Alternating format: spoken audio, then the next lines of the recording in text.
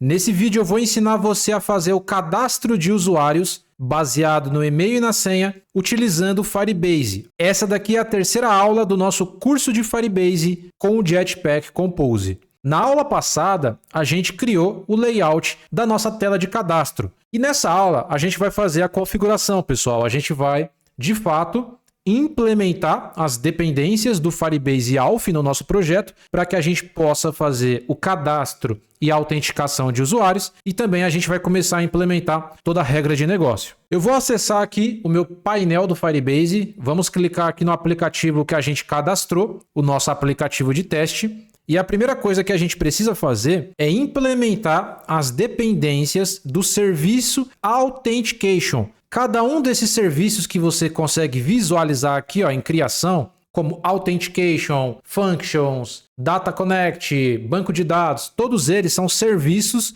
do Firebase. Então a gente fez a integração do nosso projeto utilizando o Firebase Bom para conseguir integrar aqui na plataforma, fazer a comunicação. Só que para a gente conseguir cadastrar usuários e fazer o login, eu preciso implementar o serviço de autenticação. Nesse caso, eu preciso instalar uma dependência no meu projeto para fazer a comunicação com esse serviço. Como que a gente acha essa dependência? Eu posso procurar pela própria documentação ou, mais fácil ainda, agora que a gente tem inteligência artificial, eu posso clicar aqui no Gemini e pedir essas dependências. Então, é isso que eu vou fazer. Eu vou pedir a dependência do Firebase Auth para o nosso projeto Android. Então, eu vou colocar aqui, traga para mim a dependência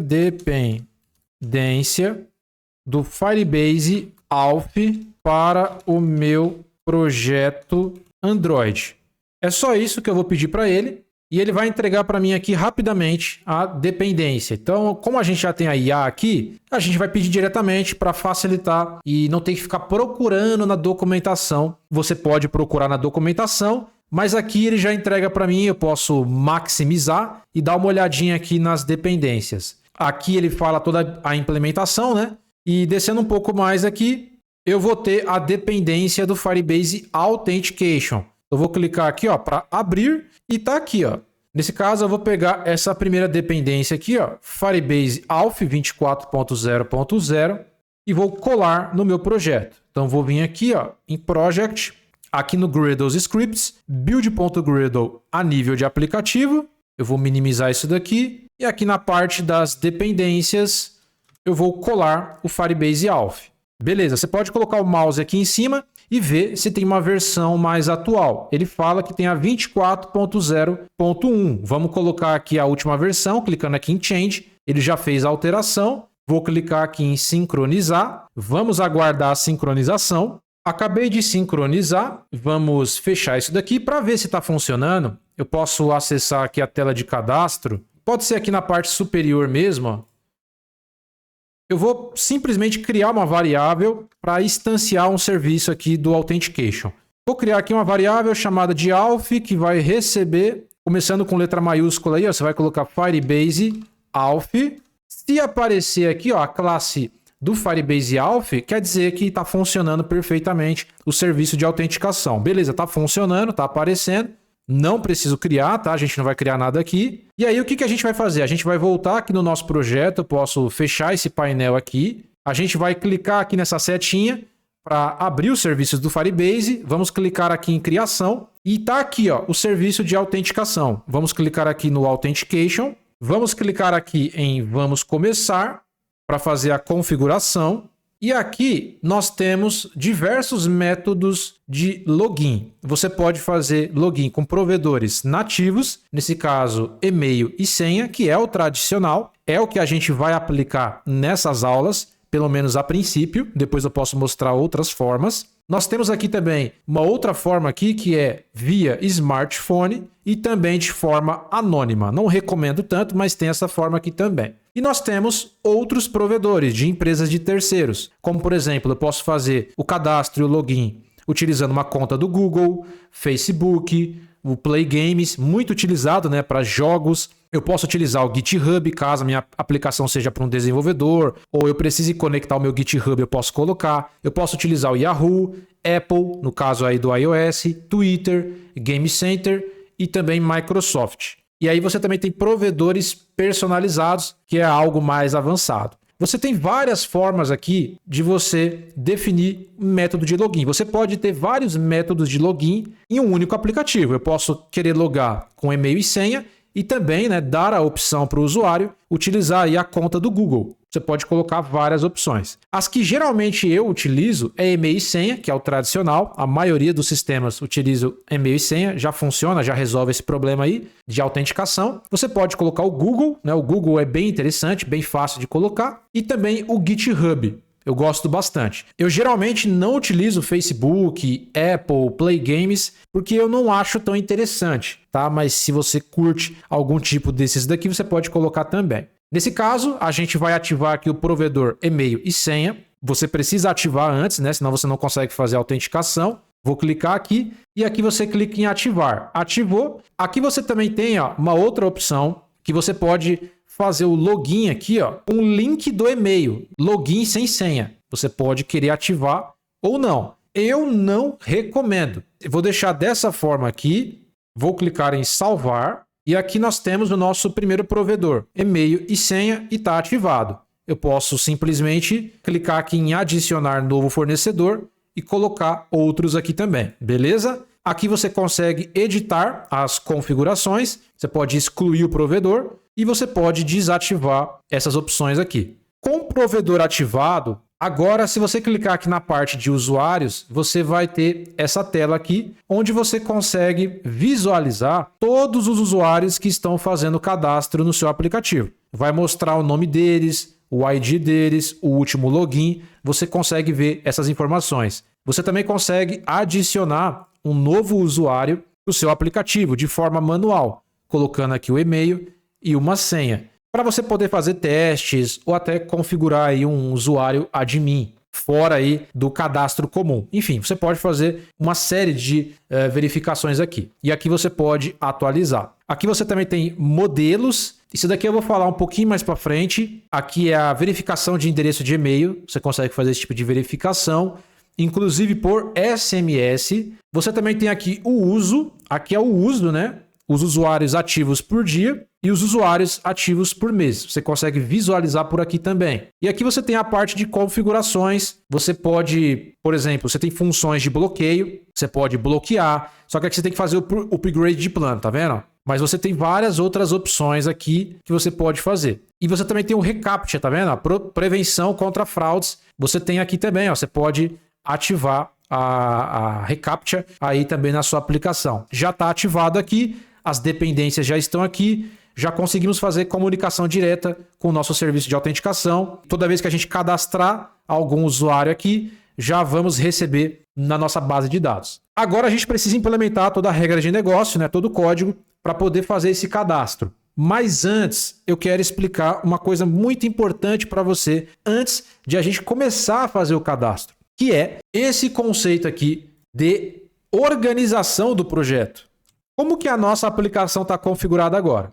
Existe a arquitetura padrão do nosso projeto, que é a famosa arquitetura MVC. Na verdade, o MVC ele não existe exatamente aqui no Android. É uma arquitetura padrão onde tudo fica na mesma tela. Ou seja, nós temos aqui a nossa view e dentro da nossa view a gente vai poder configurar tudo. Na nossa tela a gente vai ter os elementos que vão compor essa tela, como botão, caixa de texto. Nós temos os states, que são os estados desses componentes, estados que vão mudar a recomposição dos componentes. E aqui a gente pode definir também a parte do auth, que seria o authentication. A gente pode fazer o cadastro de usuários, tudo na mesma tela. Eu posso criar aqui uma função de cadastro aqui, já fazer o cadastro na mesma tela de cadastro aqui. Posso fazer tudo isso na mesma tela, se eu quiser. Qual que é o problema? De eu ter os elementos da tela, os estados e a parte de cadastro, tudo na mesma tela, tudo na view. Se você coloca todas as funcionalidades em uma única tela, vai ficar difícil de dar manutenção. Começa a ficar ruim de dar manutenção. Uma outra pessoa que for pegar o seu código, ou até mesmo você, vai ser complicado, porque você fez o layout e a lógica de negócio, tudo na mesma tela. Apesar de funcionar, vai ser difícil de dar manutenção caso o seu projeto cresça. E não é escalável, ou seja, você não consegue escalar isso daí. você vai ter um problema sério de estrutura. Organização ruim. Ou seja, fica tudo na mesma tela, você não tem nenhum tipo de organização. E isso daí também vai comprometer o desempenho com o tempo. Sua aplicação vai ficar mais lenta, porque tudo está na mesma tela. Isso daqui é o padrão. Se você não definir nenhum tipo de arquitetura, você vai construir, em cada tela, vai ter toda a lógica de negócio. Nós temos como melhorar isso daí colocando uma camada extra, que seria o Data Layer. O que é o Data Layer? O Data Layer seria uma camada de dados. Então agora a gente tem uma camada de dados e nós temos a nossa view, que é a nossa tela. E aí a gente fez uma separação bem simples aqui, mas que já melhora bastante a organização do nosso projeto. Aqui na view, ela ainda vai estar responsável pelos elementos da tela, os elementos de layout, como botão, caixa de texto. E aqui vai ter os states desses elementos e estados que vão mudar a nossa aplicação. Os states vão continuar aqui. Só que agora o ALF passou para a camada de dados, ou seja, toda a lógica de negócio, toda a regra de negócio vai sair da view e passar para uma outra camada, ou seja, para um arquivo diferente. Então o ALF ele passou para um arquivo diferente, ele não está dentro do mesmo arquivo. Então primeiro a gente vai ter aqui toda a nossa lógica de negócio referente à autenticação, que vai passar as informações para a nossa view. Isso daí é melhor para dar manutenção, não é o ideal, mas é melhor, porque caso eu queira mexer só na parte da autenticação, eu não vou mexer na view, eu vou mexer no arquivo separado, então fica mais fácil de dar manutenção, é melhor. Ainda não é tão escalável, então eu coloquei aqui um pouco mais escalável do que a primeira versão aqui, certo? Mas ainda não é tão escalável. Vai ajudar bastante, mas caso a minha aplicação cresça, nós ainda temos um problema. Acontecer algum problema aqui, se eu quiser modificar essa base de dados aqui para escalar mais, eu vou quebrar a minha aplicação por completo, porque essa view recebe os dados dessa camada diretamente. Não tem nenhuma camada intermediária para gerenciar isso daí. A organização é média, melhora a organização, e o desempenho é melhor, porque a lógica de negócio, vai ficar na camada de dados e não na view. Então melhora mais. E aí nós temos uma outra fase, o que eu já começo a recomendar, que é essa primeira arquitetura aqui, onde a gente vai ter, dentro da camada de dados aqui, a gente vai ter aqui mais um arquivo, onde vai ser o intermediário. Dentro da camada de dados, um arquivo onde vai ficar toda a parte de autenticação. Esse arquivo vai se comunicar com o nosso ALF Repository. A gente vai ter um repositório. Esse repositório vai ser um intermediário. É ele que vai enviar as informações para a view. A view vai continuar trabalhando com os elementos gráficos e com os estados. Caso eu queira mudar a minha base de dados, eu queira mudar totalmente a minha autenticação, eu não vou quebrar direto a minha aplicação. Por quê? Porque eu tenho uma camada intermediária. Enquanto eu estou fazendo a migração aqui da minha base de dados, o repository ainda vai estar mandando as informações da base antiga. Porque o repository ele consegue fazer isso. E isso já é melhor. Por quê? É bem melhor para dar manutenção, muito mais escalável. Então, dessa forma que está aqui, eu consigo escalar a minha aplicação muito mais. A organização é excelente dessa forma e o desempenho é bem melhor. E ainda eu consigo mudar a base de dados. Marcos, isso daqui é a arquitetura MVVM? Não. A arquitetura MVVM tem uma outra camada aqui, que é o View Model, onde eu vou tirar os states e colocar no View Model. Ou seja, o View Model é onde vai atualizar a minha view. Só que nesse caso eu não vou trabalhar com o View Model aqui, para não complicar, que é algo mais avançado, eu já vou ter que trabalhar com injeção de dependência e o foco não é esse. O foco é os serviços do Firebase, mas eu já quero trabalhar com uma arquitetura bacana, para a gente ter uma organização decente. Então essa daqui é uma arquitetura, eu diria que a primeira arquitetura organizada para a gente poder trabalhar aqui no Android. Depois disso viria o MVVM e depois do MVVM viria uma arquitetura ainda mais robusta, que é para aplicações extremamente complexas, onde eu teria uma camada de domínio, mas aí já é outra coisa, não quero confundir a sua cabeça. É isso que a gente vai fazer. Vamos ter uma camada de dados com 2 arquivos diferentes e um repository que vai direcionar toda a regra de negócio para a nossa view. Só para você entender, a gente vai fazer essa estrutura primeiro. Então, o que a gente vai fazer? Lembrando, a view é todas as nossas telas. Então, aqui a tela de cadastro é uma view. Se eu for fazer o cadastro aqui, eu vou criar uma função de cadastro e tudo vai ficar aqui na view. Não é isso que a gente quer. Vai ficar tudo desorganizado, né? Então a gente vai vir aqui no projeto, você vai acessar aqui, ó, Kotlin e Java, vou vir no pacote principal aqui, ó, eu vou clicar com o botão direito do mouse, eu vou vir aqui em New e eu vou criar aqui, ó, um novo pacote que eu vou chamar de Data Source. Data Source significa fonte de dados, é aqui onde vai ficar a nossa base de dados. Dentro desse pacote, eu posso colocar várias classes, como uma classe responsável só pela autenticação, uma outra classe responsável só pelo banco de dados, uma outra classe responsável só pelo armazenamento, uma outra classe responsável só pelo consumo de API. Eu posso ter toda a minha base de dados aqui no Data Source. Aqui a gente já começa a construir a camada de dados. Esse aqui é o primeiro, o Data Source. Dentro do Data Source, eu vou criar aqui a minha primeira classe, que eu vou chamar de Auth. É aqui que a gente vai começar a colocar toda a regra de negócio, toda a lógica do negócio. É aqui na autenticação.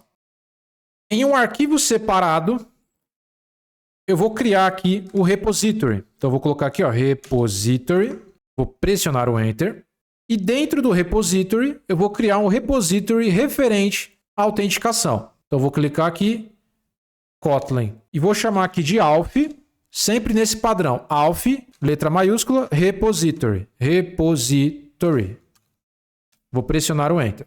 Então, o Data Source e o repository faz parte do Data Layer. Só para você entender, tá? Isso daqui é a camada de dados. Só está separada, fragmentada em 2 pacotes. E as views vai ser todas as telas. Tela de cadastro, login e por aí vai.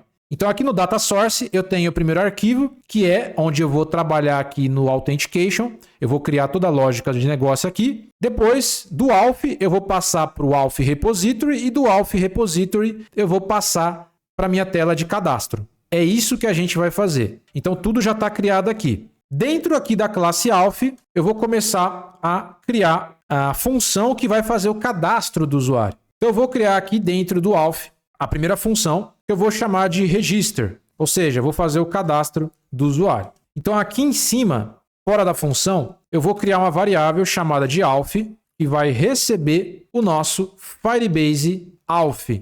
Eu vou dar um ponto aqui e eu vou utilizar o método getInstance, ou seja, eu estou obtendo uma instância do meu Firebase Auth aqui do nosso projeto. Então, eu já estou instanciando o meu Firebase Auth. Se você colocar o mouse aqui em cima de Auth, Auth é do tipo Firebase Auth. Legal. Dentro aqui da função de registro, a gente vai pegar aqui o nosso Auth, vou dar um ponto, e aqui eu vou ter vários métodos. O método que eu quero utilizar é esse daqui, ó. É o Create User with Email and Password. Eu vou colocar esse método aqui. Esse método do Firebase, ele é responsável por eu criar um usuário com e-mail e senha. Esse daqui é o método que vai ser responsável pelo cadastro. E aqui, nesse método, ele espera 2 parâmetros, que nesse caso é o e-mail e a senha. Então aqui eu preciso passar o e-mail e a senha, que nesse caso aqui, ó, se você colocar o mouse exatamente aqui, ó, você vai ver que tem o parâmetro 0 e o parâmetro 1. O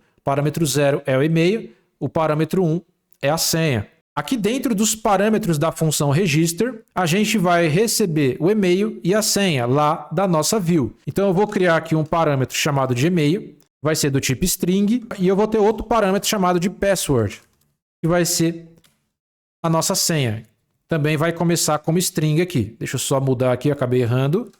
É string com letra maiúscula. Beleza, deixa eu tirar esse import aqui.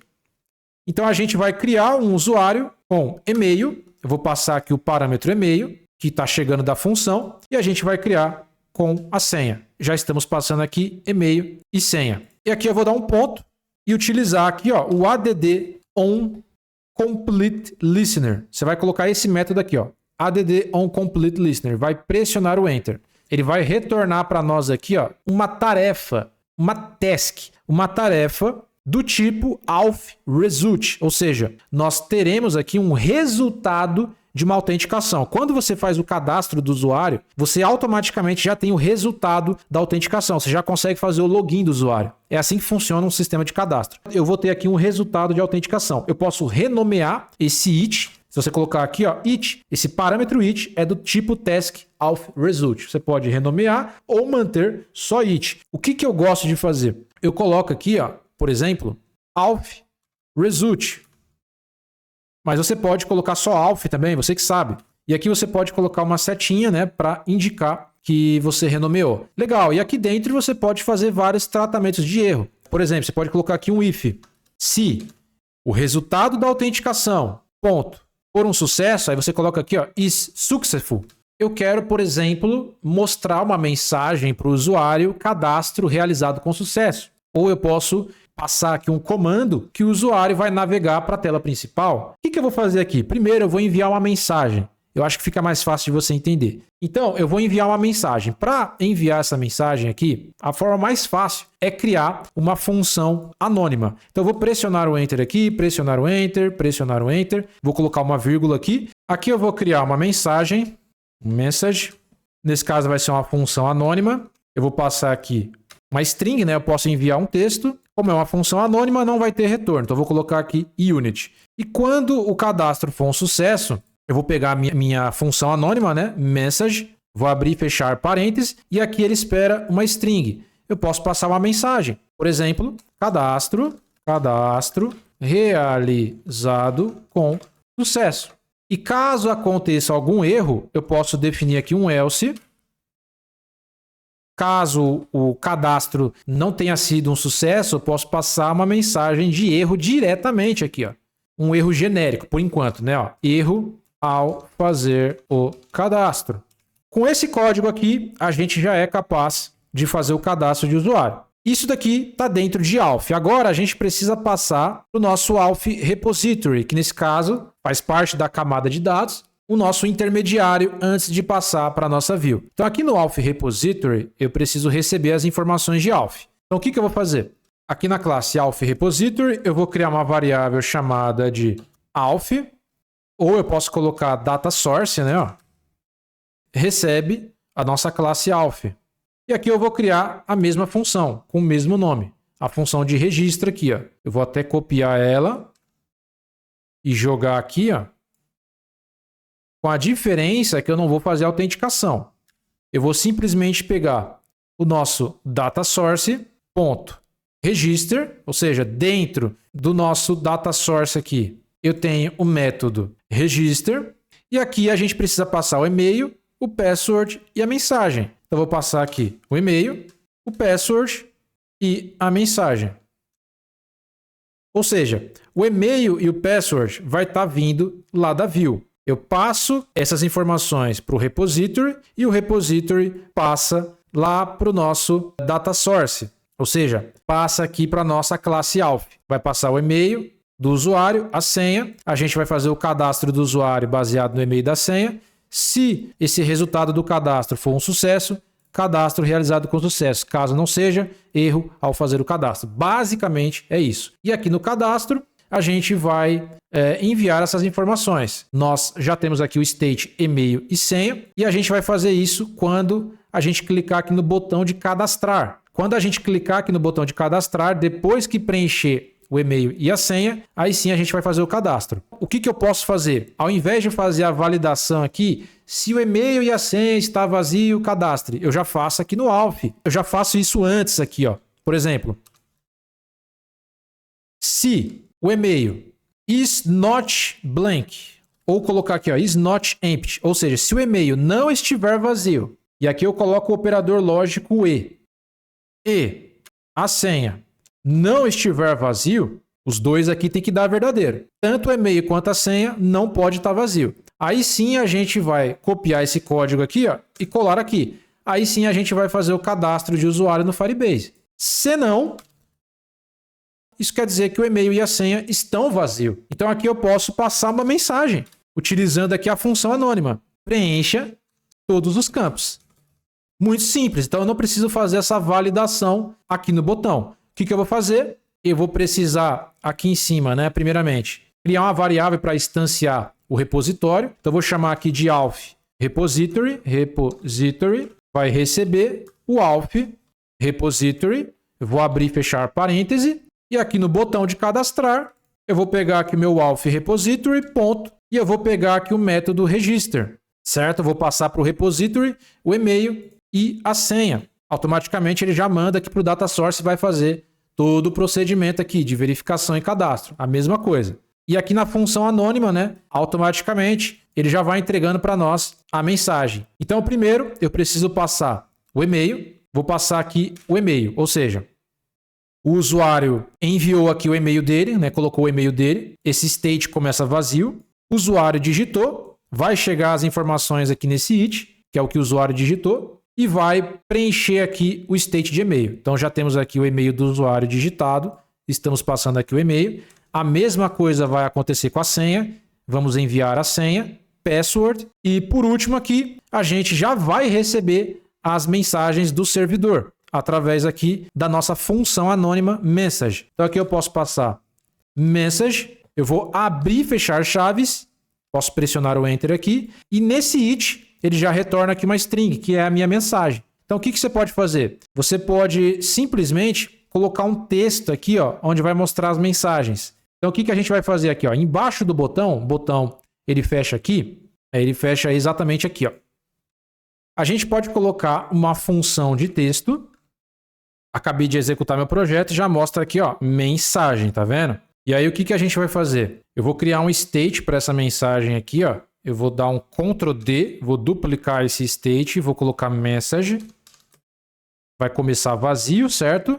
Eu vou colocar aqui, ó, o meu state message. Ele precisa ser como var, porque vai mudar o estado dele. E aí vai chegar a nova mensagem através do it. Eu vou passar aqui para o meu state message o que estiver chegando do it, que é as mensagens, certo, pessoal? Então vai chegar as mensagens aqui de forma dinâmica. E vamos estar passando aqui para o message. Legal, vamos fazer o seguinte, né? Antes de executar, não esquece de vir aqui no projeto, ó, no arquivo manifests, Android manifests, e definir aqui uma permissão de acesso à internet. Por mais que o Firebase não precise exatamente dessa permissão de acesso à internet, ele costuma falhar por você não colocar essa permissão. Então você força a não dar esse tipo de problema. Então você vai colocar aqui, ó, uses permission, e você vai colocar internet.